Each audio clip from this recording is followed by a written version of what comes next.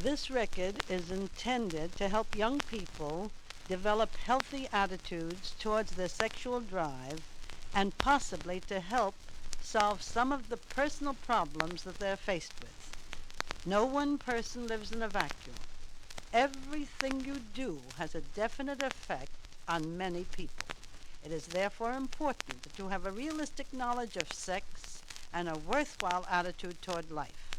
Each person should have definite information of male and female sex anatomy.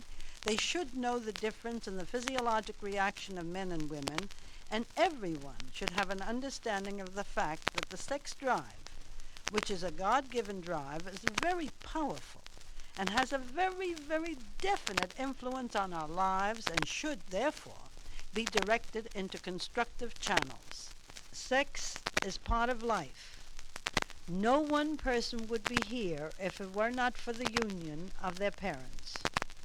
It is therefore important that you become a good prospect for marriage when you grow older. It is also very important for you to have information on how to choose a proper partner in marriage. Young people also have to know something about conception and contraception. We, as educators and parents, love and respect our adolescent boys and girls. We want them to get rid of misinformation, and we want to give them bona fide, healthy information instead. Nature is interested in reproduction. We are interested in your happiness. Therefore, some of the wrong notions boys and girls have about sex should be eradicated, and healthy, correct information should take its place. Every basic emotional development in this manner. From the time a child is born up to 3 years of age, he is self-centered. He is interested in himself. He's discovering his own body and concerns himself only with himself. We call that the self-centered phase or the narcissistic phase of emotional development. Then from 3 to 6 years of age, he is interested in the parent of the opposite sex. The little boy would like to get rid of the father and marry the mother. He will tell his father, "Daddy, I hate you. I love Mother, and I will marry Mother and have a baby with her." The father has to understand what the child is saying to him, and he has to say to his son, "Look, son, I know how you feel, but I love you, and I love Mother. Remember, I met her first. She's my girl. You have to grow up and get a girl of your own." The little girl would like to get rid of the mother and marry the father. She will tell her mother she loves Daddy and expects to marry him and have a baby with him. She hesitates to tell her mother she hates her, but the mother should say to her little daughter, "Look, I know, honey, how you feel about me. I know when I'm angry with you and I scold you, you literally hate me. But I love you, and I know you love Daddy. I don't blame you one bit. He's a wonderful man. I love him too. Remember, I saw him first. He's my man. You have to grow up and get a man of your own, and I think you'll get one just as nice as Daddy." This phase of emotional development is called the mother and father complex. At this age level, the children try to get into bed with their parents. We advise parents to discourage that. It's not wise to allow the children to do that. Please put them back into their own beds. A child should be out of the parent's bedroom by the time he's 1 year old, and the sexes should be separated by the time the children are 3 years old. To 12, we call that the gang phase or the homosexual phase, where boys are interested in boys and girls are interested in girls. This is a perfectly normal phase of emotional development at this age level. Then we come to the next, which is the heterosexual phase. This can take place at different age levels. It can be as early as 10 or 11 years of age, and sometimes as late as 15 or 16. Whatever age level this is started, it's perfectly normal. The boy and girl maturity, and this is called puberty. Every child is born with an equal amount of both male and female sex hormones. It's when the child reaches puberty. And remember, this can occur at different age levels in different children. Down from the base of the brain, goes through the bloodstream and enters the testicles of the boy and stimulates the testicles to produce an excess amount of male sex hormones, and this throws the balance over into maleness. The boy begins to grow rapidly. His arms and legs become longer. He may even be somewhat awkward in his movements at this time, and this too is perfectly normal. His voice cords become elongated so that his voice cracks. Sometimes he talks in a high-pitched tone, sometimes way low down. Sing to him, but it's perfectly normal, so please don't make fun of him at this time. Just remember that he is developing properly, and this is to be expected. The boy may develop some pimples on his face and shoulders and back at this time. This we call acne. It's usually due to an excess secretion of oil from the glands of the skin. The bacteria multiply rapidly in this oily secretion. We usually suggest frequent washing of the face and neck and shoulders with a mild soap.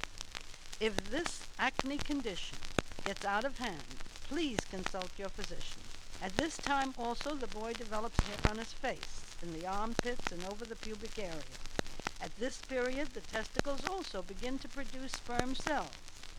These cells are pushed up into the body and are stored inside the body in the seed sacs that we call seminal vesicles. Now any hollow sac in the body, if it's overdistended, will tend to empty itself. If these seed sacs are filled with too many sperm cells, the seed sacs will empty themselves. This usually occurs during sleep and is called a wet dream or a nocturnal emission. Never refer to this normal physiologic process as a pollution or think that in any way that there's something wrong when you have a wet dream. There's nothing wrong. It's perfectly normal. You're growing up. We'll have to call you mister. You're just a wonderful boy and you're growing up properly. Now when a girl reaches puberty, a similar chemical messenger comes down from the base of the brain and enters the bloodstream and goes to the ovaries and stimulates the ovaries to produce an excess amount of female sex hormones and throws the balance over into femaleness.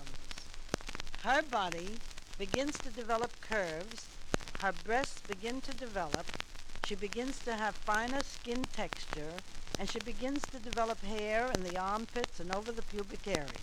She sometimes develops small pimples on her face, and that too needs frequent washing with a mild soap.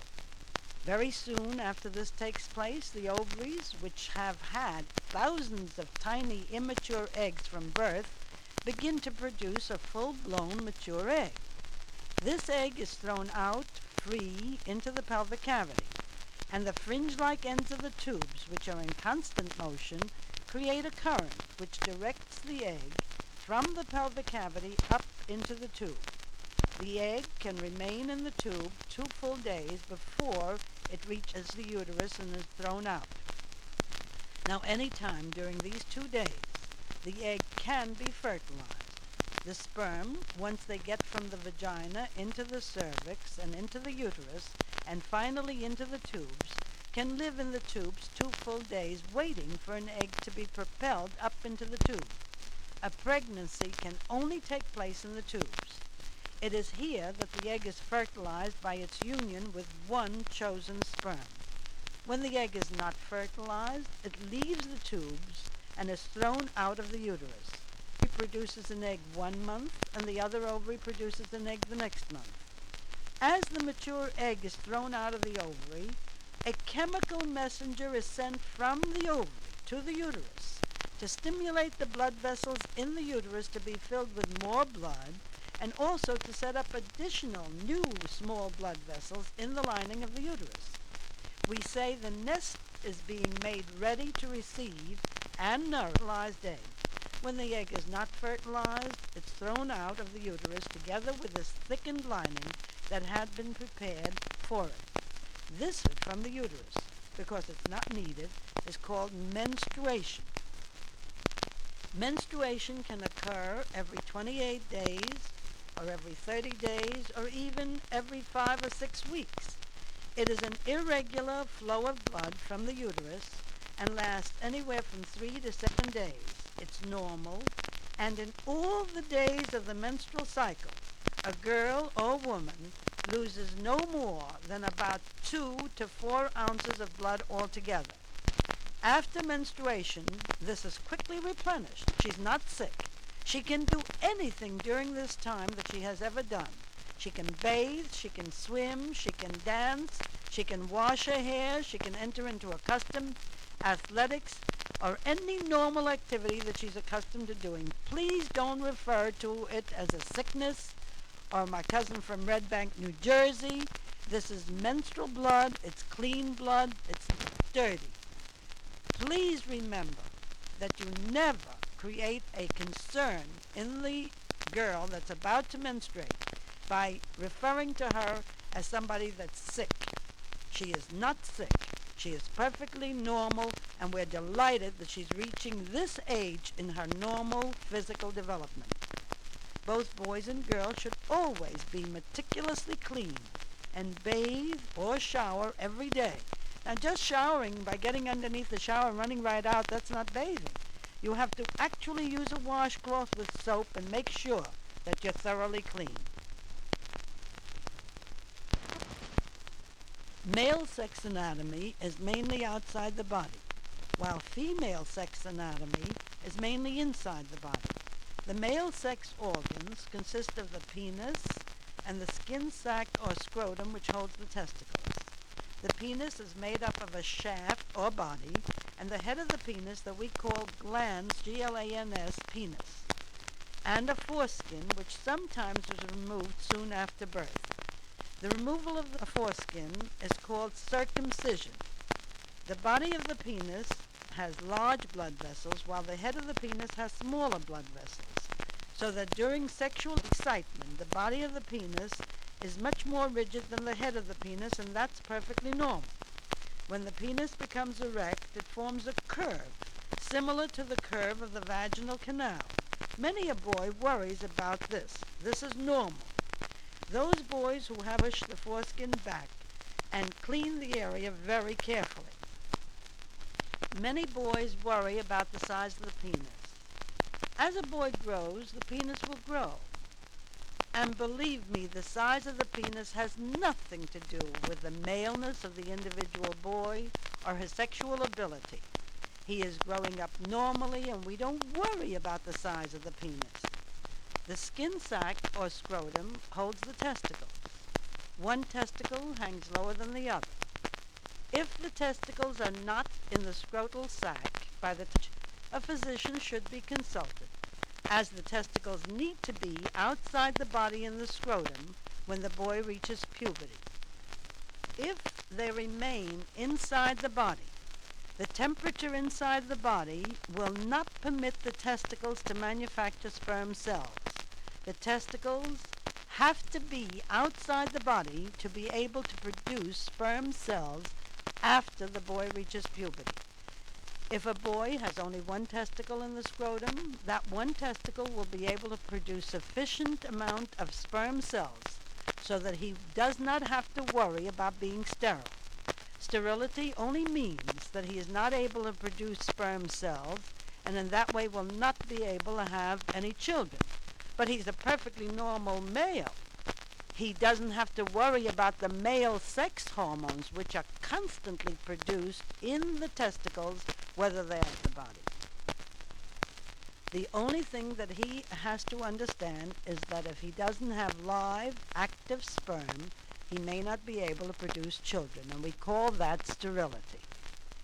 Sterility and potency are two different things. If a boy develops